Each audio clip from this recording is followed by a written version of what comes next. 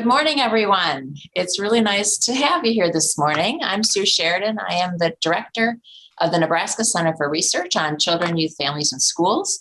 And I'm also the Associate Dean for Research and Creative Activity for the College of Education, Human Sciences here at UNL. And we are really thrilled to be offering these sessions, the IES Grant Essentials. I have to say, IES is an agency that many of us are very familiar with.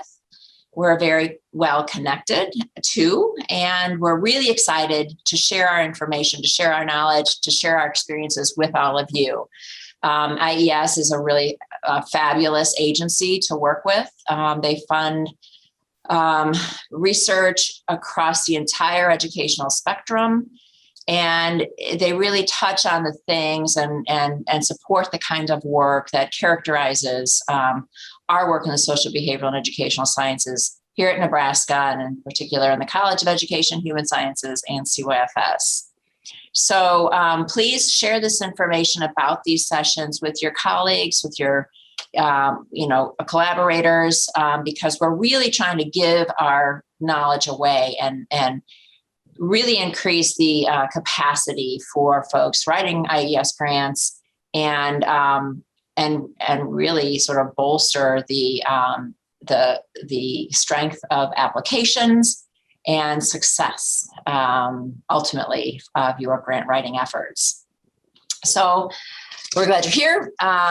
This is being recorded, so you can share the information about this with your colleagues, but also point them to this recording when we're finished. Last month in April, I'm sorry that I wasn't able to be here, but Julie Gilmore and Jonathan provided some overviews related to IES, a big picture IES 101 concept, where they shared information about the mechanisms that IES supports, some of the undergirding principles and goals that they have for research. They shared information about how to look at the RFAs and even some tips for writing their proposals. There's some great tips on the IES website. They have webinars of their own where they lay out all the kinds of different grants that they support and recommendations for how to structure those grants. So take a look at the slides that Julie prepared last month. You can get the video from that webinar on the CYFS website under the video library. Austin is going to post a link to last month's session in the chat box right now. So I highly encourage you to take a look at that if you weren't at that session last month, because it really does provide you that big picture overview. In addition, toward the end of that presentation are some links to IES resources, again, related to their tips for writing grants and being successful within that wheelhouse. And so I strongly recommend you take a look at those as well. The better educated you are, the better informed you are, the better prepared you are going into this grant writing season, the better able you'll be to put together a really successful application. Don't wait, start now.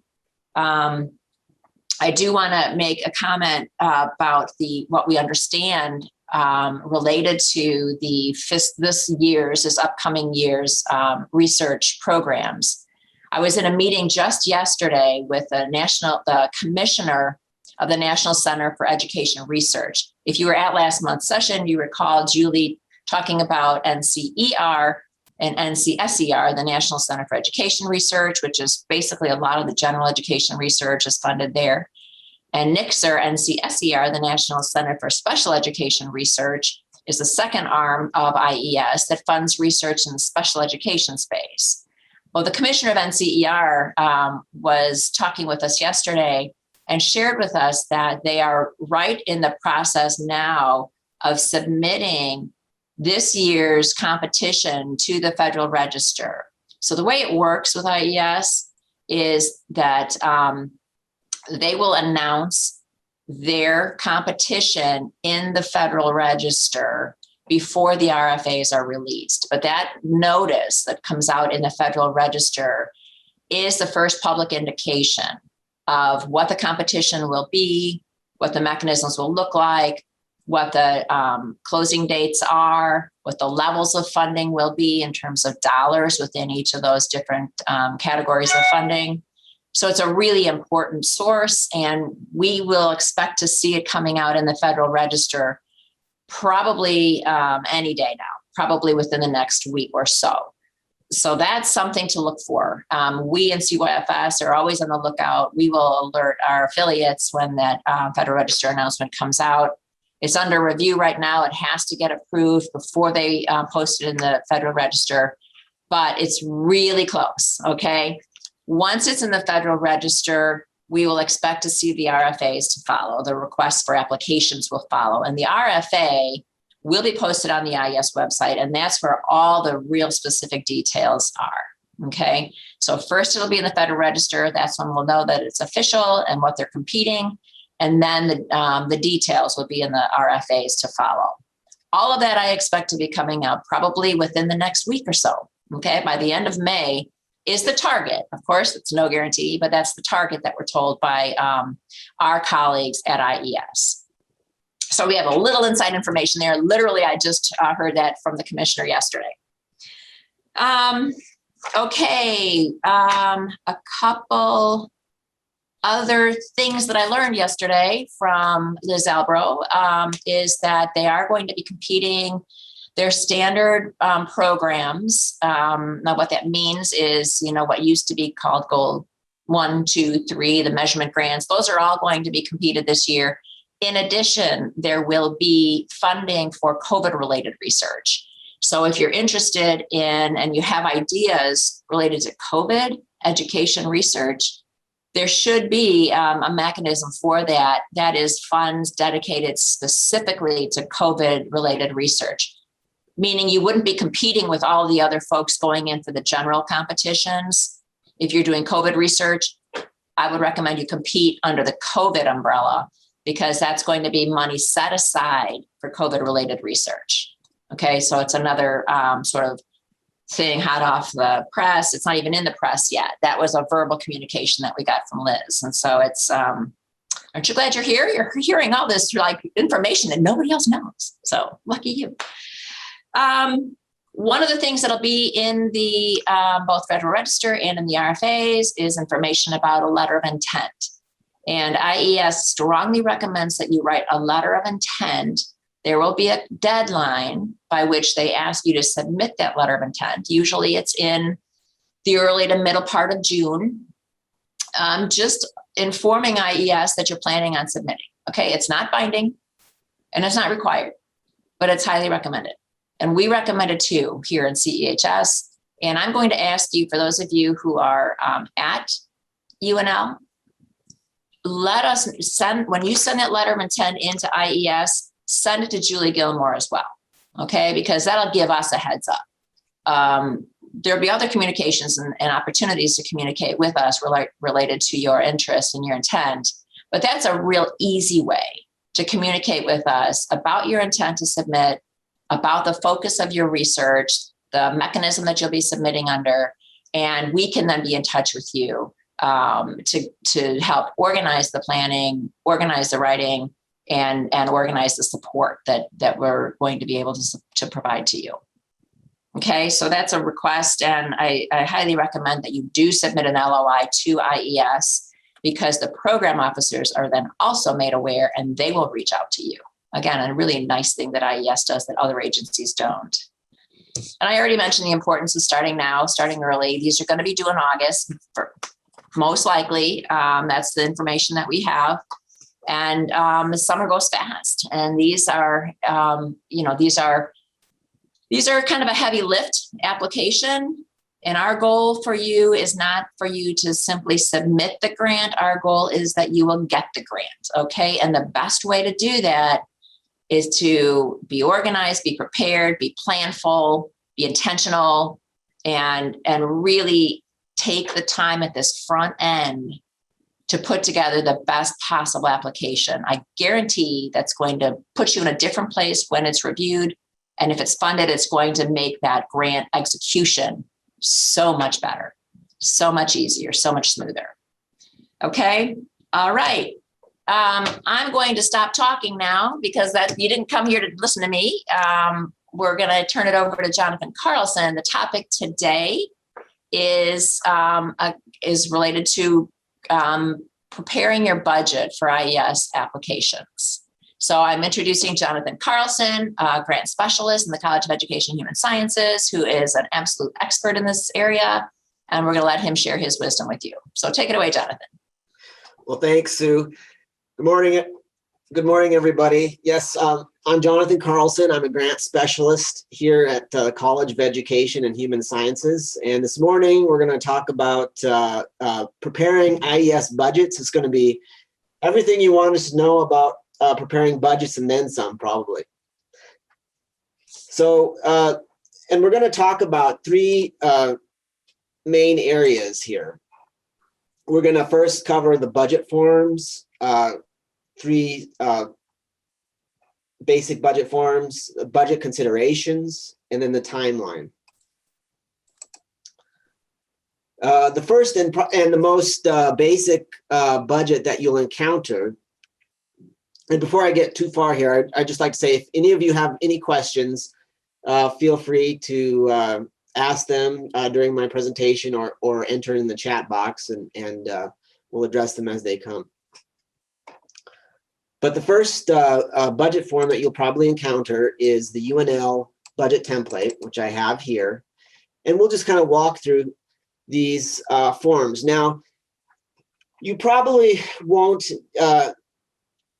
go into too much depth into these, and the reason is because your grant specialist will do the background work, entering data and everything. But it would be good for you just to kind of have an idea of kind of those background processes, so you can kind of understand and get the big picture of what goes on in the IES budget preparation process.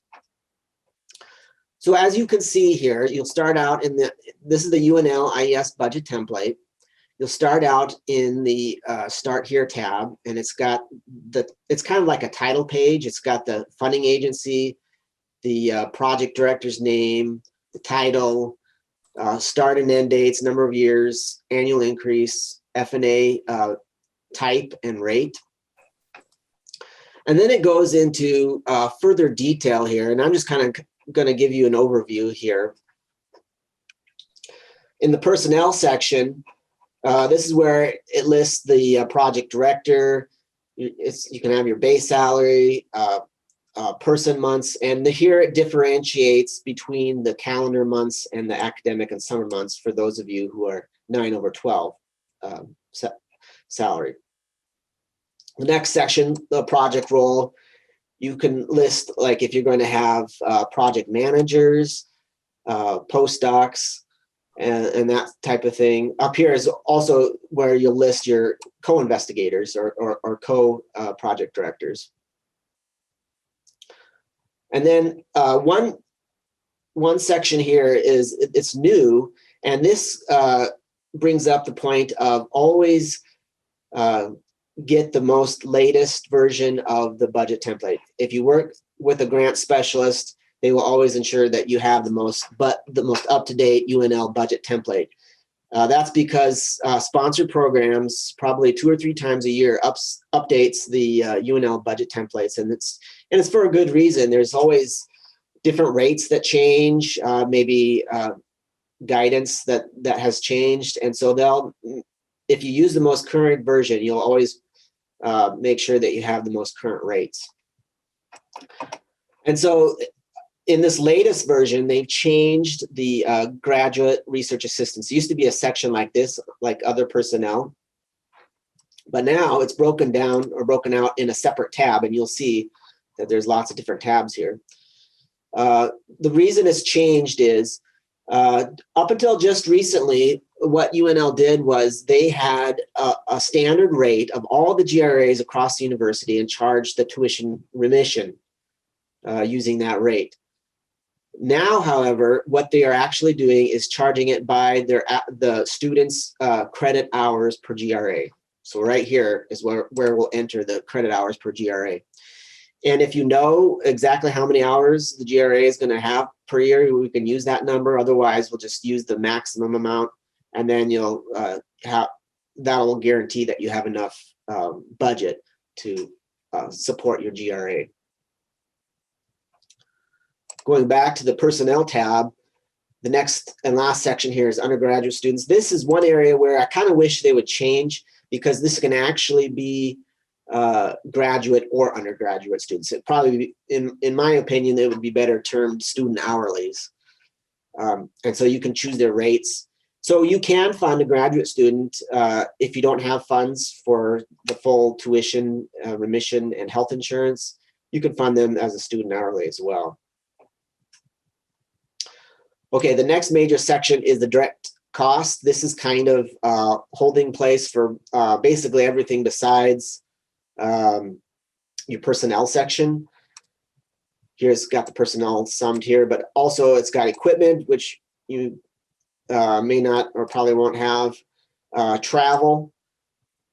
And as you can see here to the right here, it's got kind of these check boxes. This is where you can actually break out these costs further, which will come in really handy when we get to the budget justification, which we'll see here in a little bit.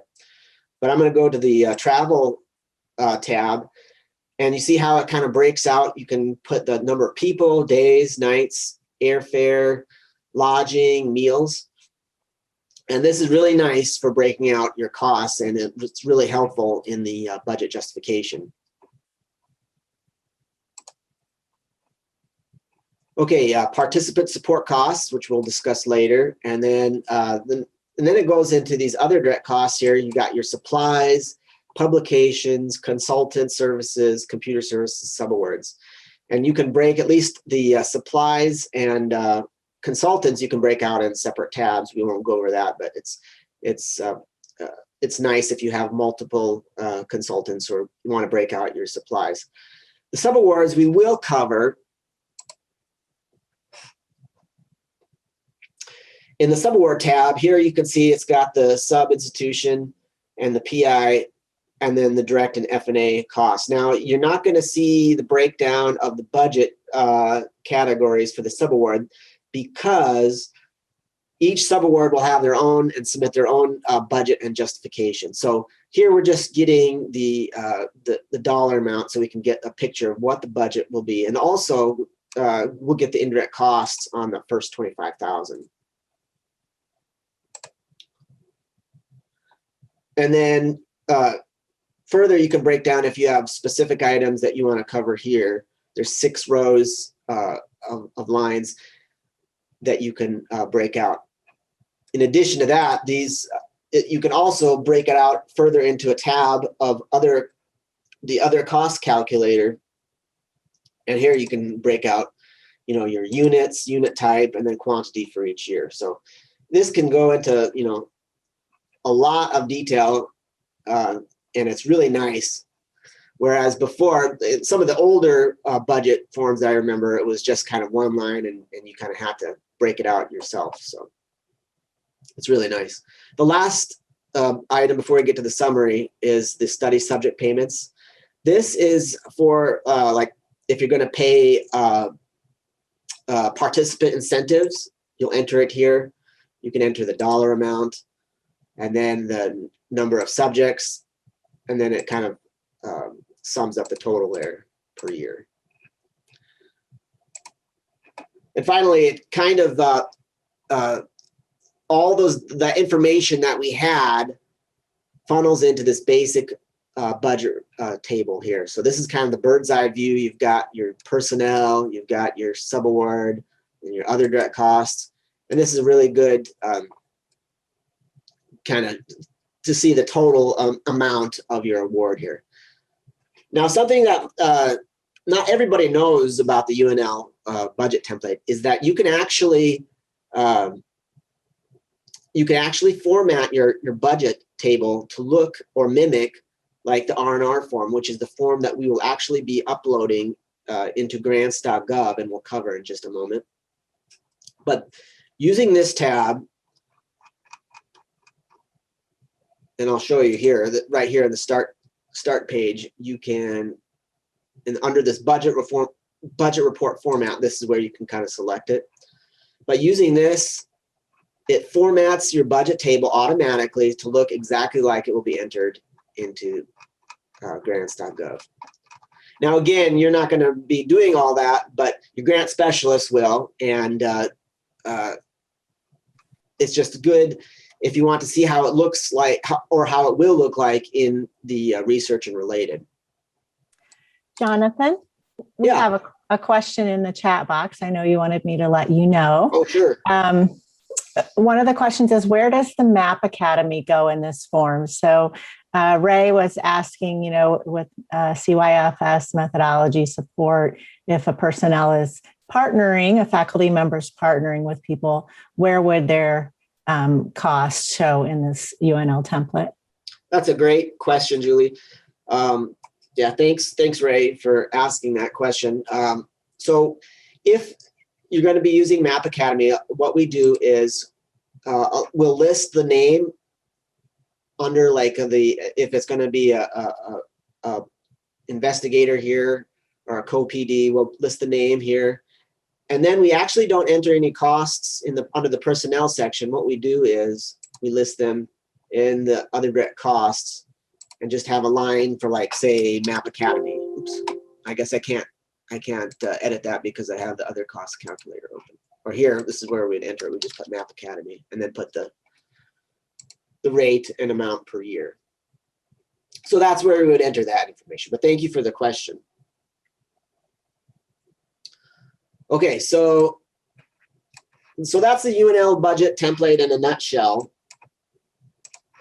The next form we want to cover briefly is the R&R budget form, or the technical name is research and related. This is the form that gets uploaded in grants.gov when we upload the IES package. And this is very similar to what I showed you. You'll just enter the organization's name. Actually, again, you won't enter it, your grant specialist will, but just so you have an idea of the process. And notice here you can select either the project or the subaward.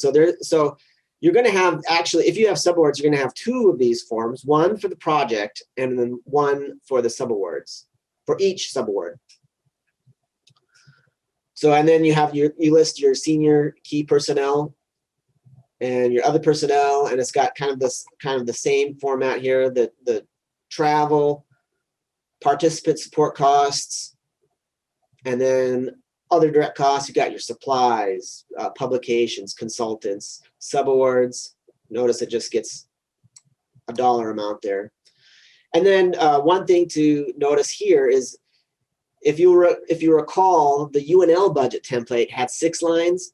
Well, this only has 3 lines. So sometimes your grant specialist has to get a little creative and kind of combine some lines. So we might have,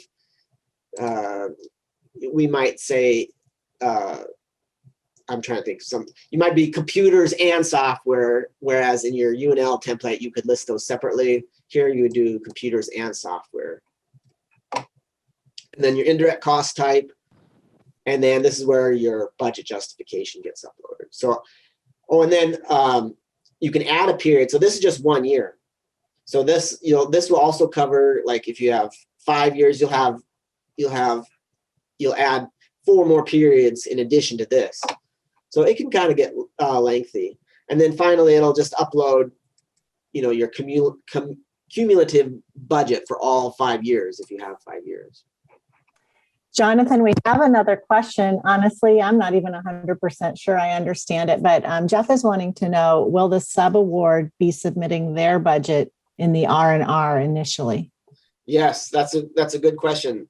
So your grant specialist, in communicating with the subaward, will request, or should request, the budget in R&R format. So the reason is not all institutions use the same formats, of course. So if they don't, this is kind of like the standard budget language that everyone uses.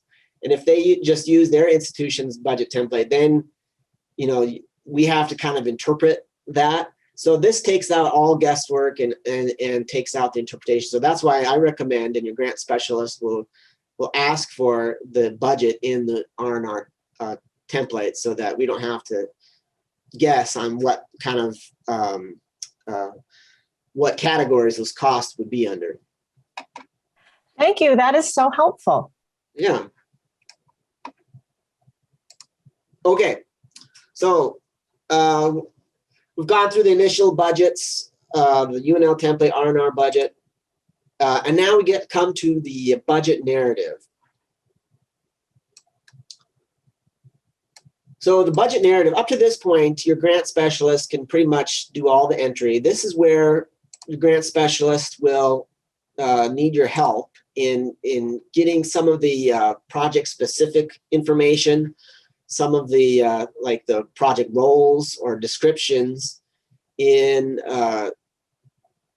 for some of these items. But we can kind of fill in get kind of an outline going, fill in some of the basic information, some of the technical rates and that sort of things. But we'll kind of work with you, partner with you on working with some of the budget justification. So I'm going to zoom in here. Okay. So, and I have actually pasted some of the actual verbiage from the last IES application guide into this UNL budget template to kind of so we can kind of walk through this and kind of go over some of the IES specifics.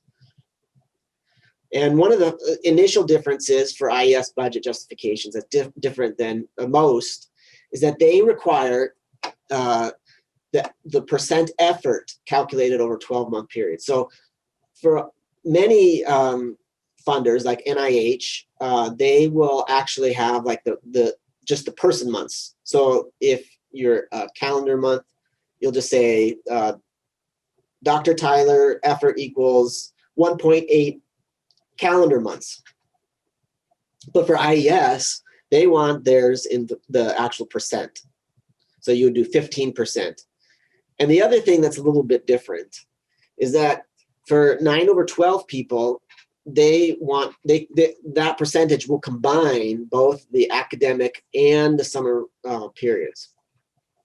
So let's say you're working 0.8 academic months and then 1 summer months. The percentage will still be the same. You'll use 15% FTE.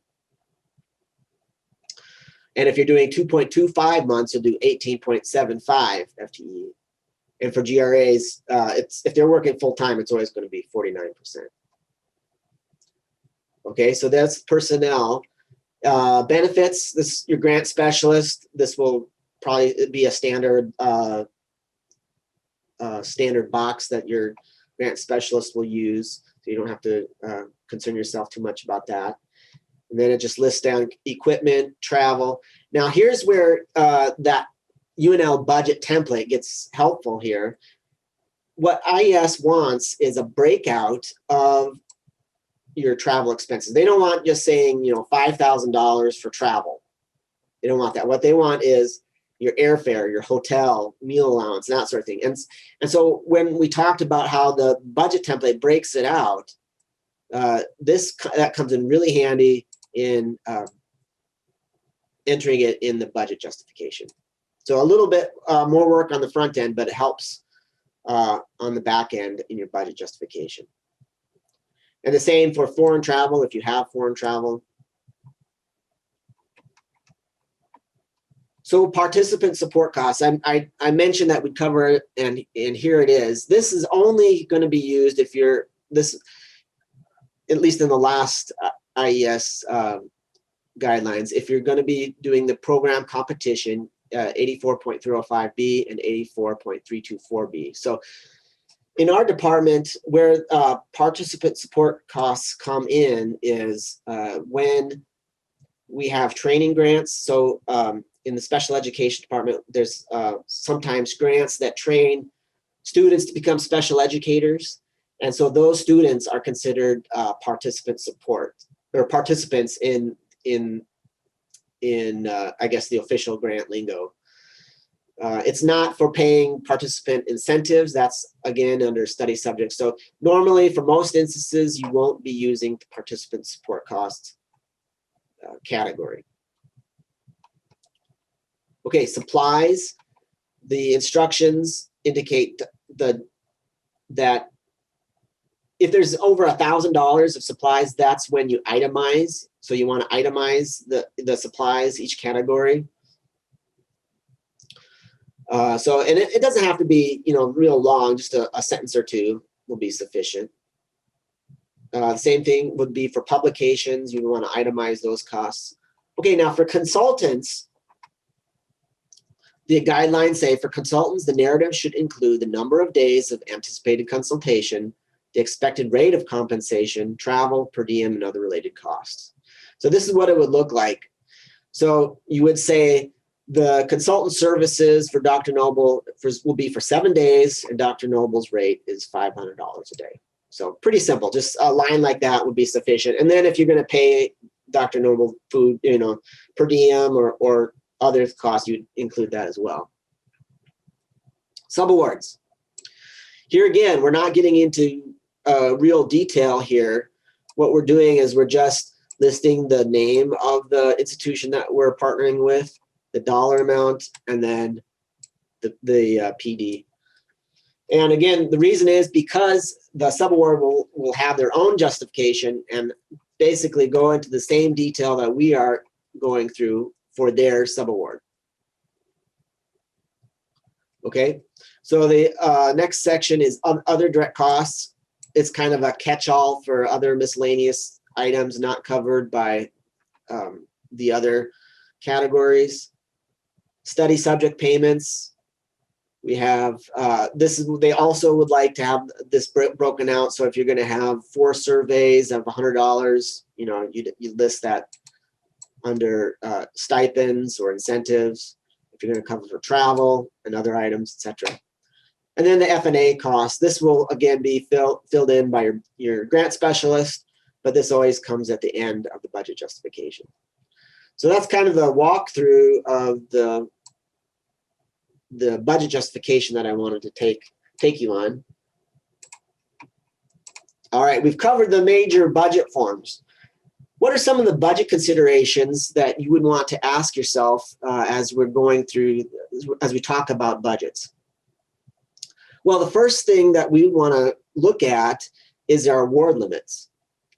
So this is last year's taken from last year's RFAs.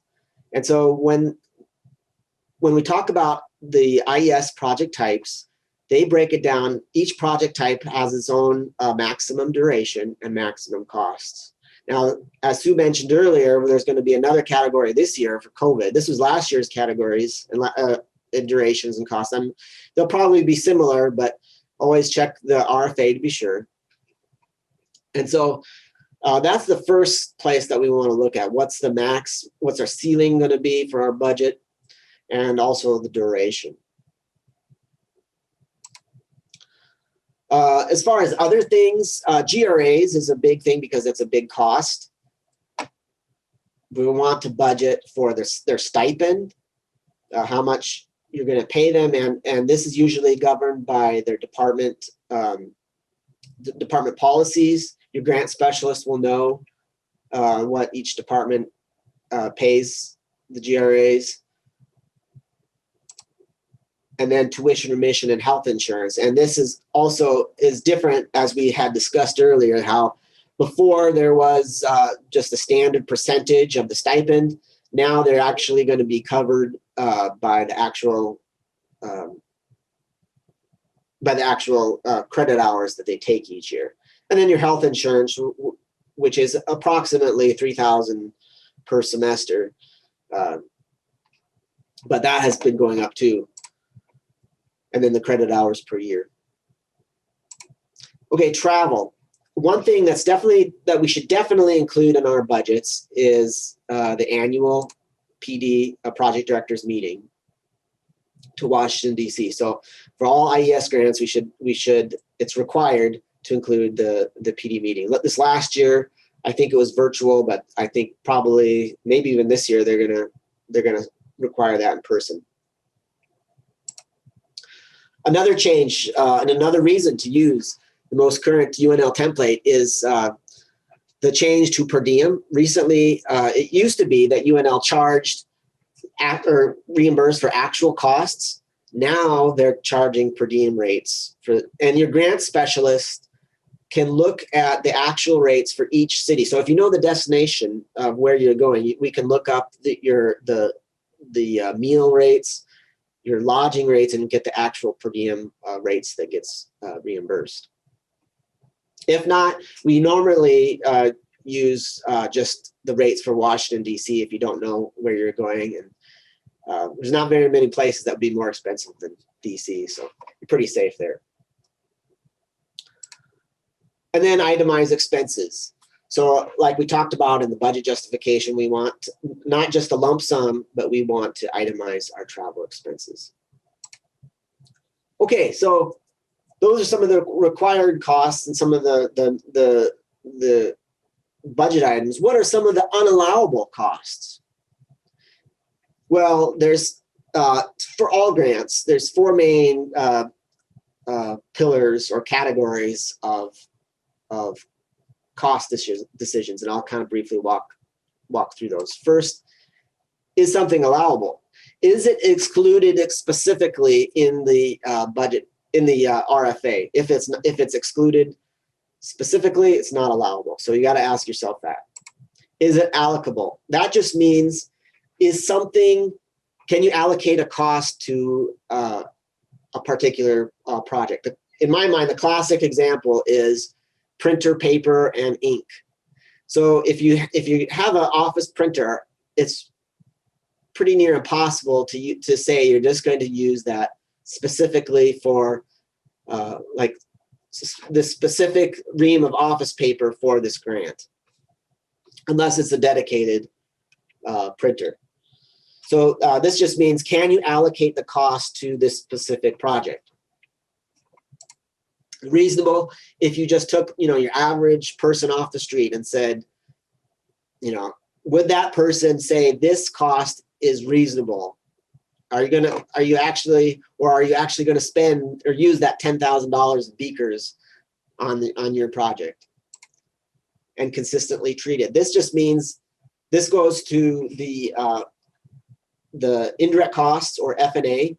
If a cost is considered a part of F&A, then we do not want to put that as a direct cost on a grant. So we don't want to double dip.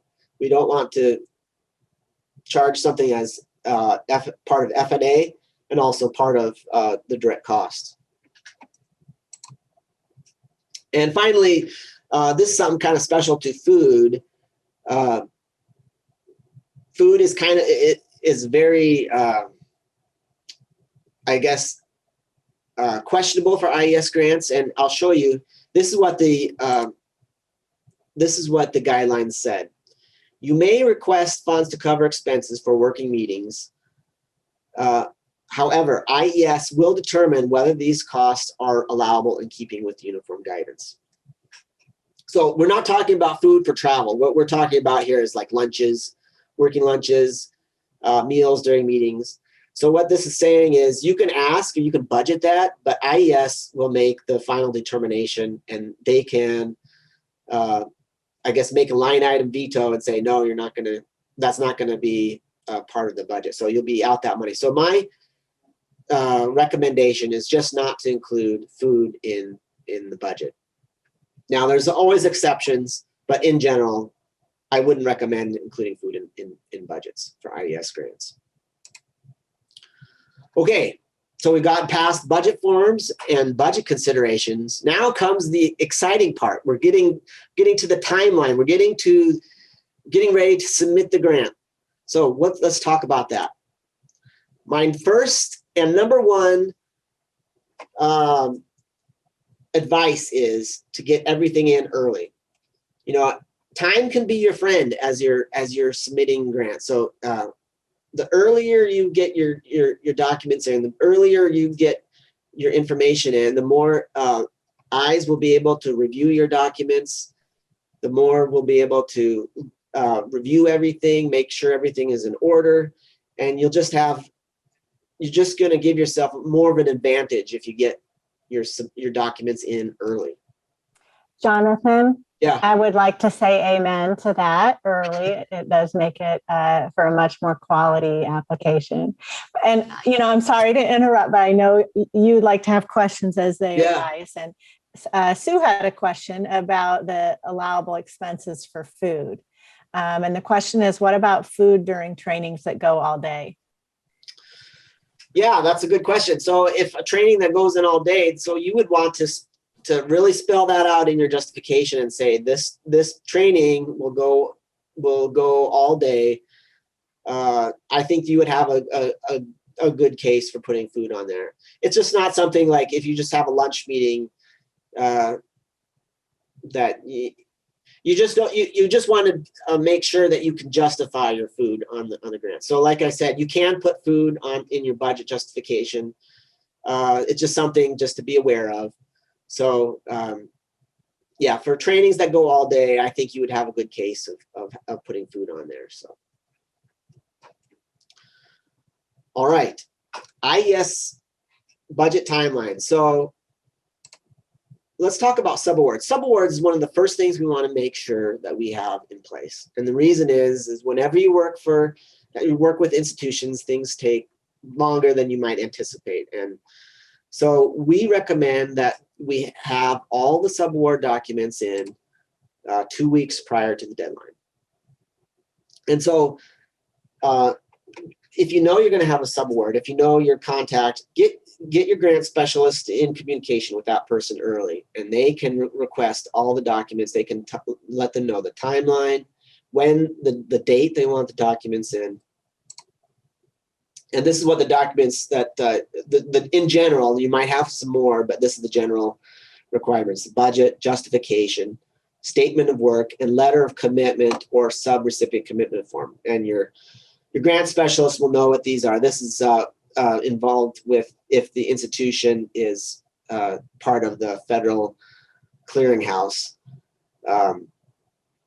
Most universities, you'll just need the letter of commitment from their institution. So, but again, we want all the subaward documents in 2 weeks prior to the deadline. Okay, another item is new grant.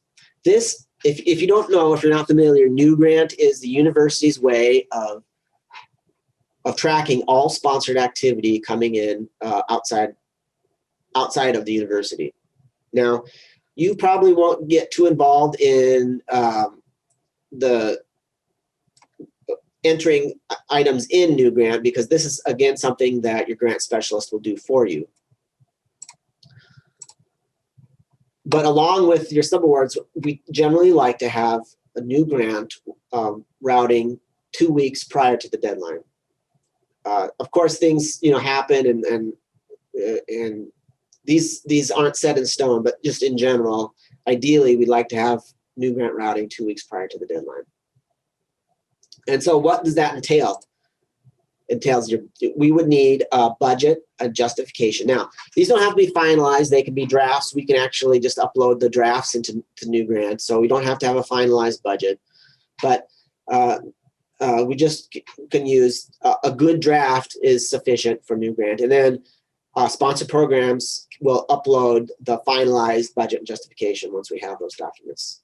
We also need the abstract and the new grant critical information. This is a form that your grant specialist will send, and it's the new grant question. Sometimes, if you work directly with your grant specialist in a meeting, the grant specialist can just fill that information in while you're there, which would probably be quicker than filling out the new grant critical information form. But we can always do that too. So. But like I said, the grant specialist will work with you filling out the new grant. They'll probably be the primary person working with new grant. But just so you know that this process is one of the parallel processes that is going on as you prepare your proposal and budget. All right, so we've got the subawards in, we've got new grant routing. Now the real excitement comes. We're getting into the nitty-gritty here, the final IES budget timeline. We're talking the last week. And I know at this point, you're probably just ready to be done with it, but don't give up. Just persevere. We're almost there. So what happens in the last week of the budget timeline? Well, that's when the OSP review comes in. And what they look at specifically is first the budget and justification. Your grant specialist will send the budget and justification to our pre-award contact for the College of Education Human Sciences is Craig Goodrich. He'll review the budget justification.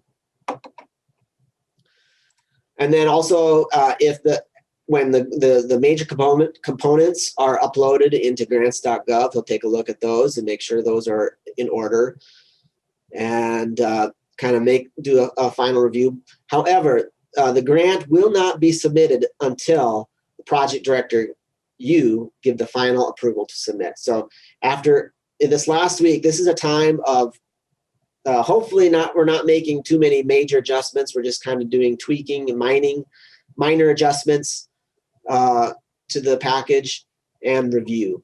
And once you give that green light, then Craig will hit the submit button and it'll be out the door. And the books will be closed on the IES 2021 season. So, questions?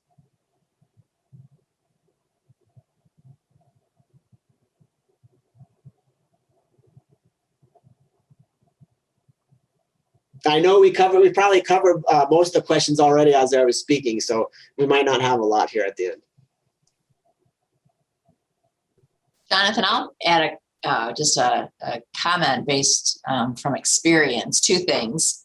One, that budget justifications are really important, and they are scrutinized by the program officer, not necessarily the reviewers. Sometimes reviewers will comment on the budget if it seems out of whack.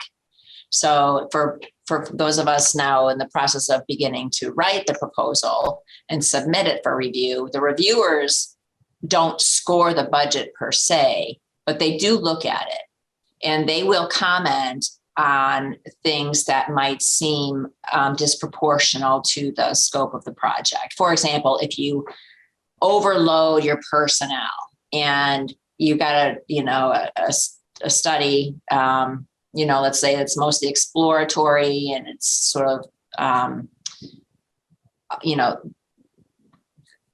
there's lots of elements to it, but all your budget is going to personnel. They might actually ask about that in terms of whether that's feasible or not. And then if it goes all the way to your program officer who starts asking clarification questions, I mean, that's a good thing. That means they're considering funding it, but they will scrutinize your budget very carefully at that point. And they will focus on that justification. And they will ask you to go back and review and actually redo, in some cases, your justification to really truly justify all of these expenses that you're proposing.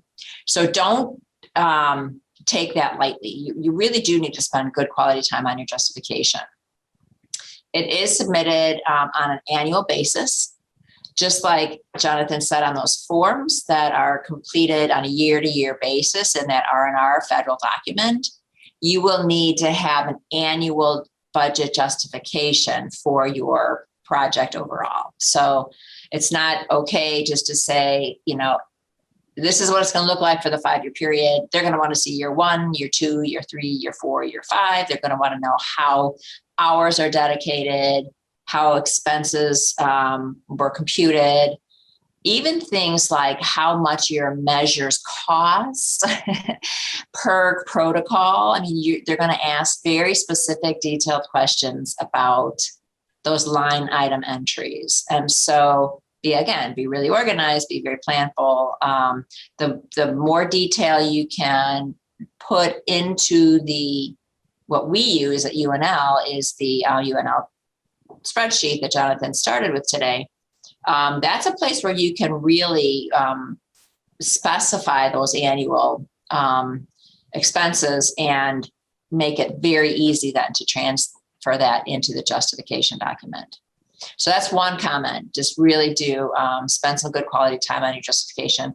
Secondly, When your grant does get funded, which is ultimately the goal, right? And it will happen. Not maybe the first time, maybe not even the second time, but perseverance is important. So when that grant does get funded, you have to think back about those allowable costs that Jonathan talked about during the budget development. They weren't allowable during the budget development, nor will they be allowable in the grant execution phase. And so if you've got a meeting and you've got people coming during the lunch hour to talk about the grant, to talk about the research, to talk about interventions or protocols or whatever that grant is about, you have to think back about what you can and can't fund for that meeting. And food is going to be something that will be scrutinized. And it is the case that we've been asked post-award by our federal officers about expenses that were questionable or not allowed. And so be really careful in terms of how much latitude you take once you have the funds, because those costs are still not allowable. But those are all good problems to have, right? Once you get the money in hand, that's a good problem to have. Just making sure that, and I will say the post-award support that we provide at CYFS is also exceptional, and they will help you with the all of these questions about what is and what is not allowable, and monitoring your grant expenses and ensuring that your annual expenses are within the scope of what was proposed and approved during the grant writing process. Jonathan, we have another question in the chat box, and Jeff's asking, and I think this is a really good one because in the last days before submission, it's really helpful to have clarity. Who is it that will upload all the personnel documents and all the other necessary documents into grants.gov? Yeah, another great question. So that goes to the grant specialist. Your grant specialist will upload those documents. And so when they're uploaded, your grant specialist, after they're uploaded or even during the process, your grant specialist will send you a preview of the application so you can review what your application will look like, exactly what documents are in there. So don't do it on your own. Is that what you're saying, Jonathan? Yeah, don't do that. Just focus on your documents, making sure what's in those documents are correct, and then your grant specialist will do that for you.